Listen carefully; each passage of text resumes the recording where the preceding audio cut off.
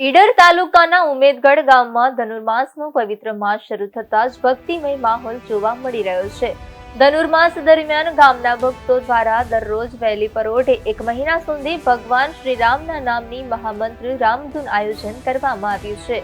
ધનુર્માસના પ્રારંભે અનેક ભક્તોએ ઉત્સાહપૂર્વક રામધૂનમાં ભાગ લીધો હતો. કેટલાક ભક્તો રામજી મંદિરે એકત્રિત થઈ રામ નામનો જાપ કરતા નજરે પડ્યા છે, જ્યારે કેટલાક ભક્તો શ્રી સ્વામિનારાયણ મંદિરે મહામંત્ર ધૂનમાં જોડાયા હતા.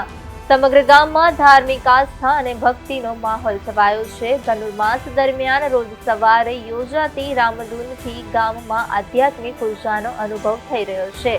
ભક્તોનું માનવું છે કે આ પવિત્ર માસમાં રામ નામ સ્મરણથી મનને શાંતિ મળે છે અને જીવનમાં સુખ સમૃદ્ધિ આવે છે. આ ધાર્મિક કાર્યક્રમમાં ગામના તમામ વર્ગના લોકો ઉત્સાહપૂર્વક જોડાઈ રહ્યા છે.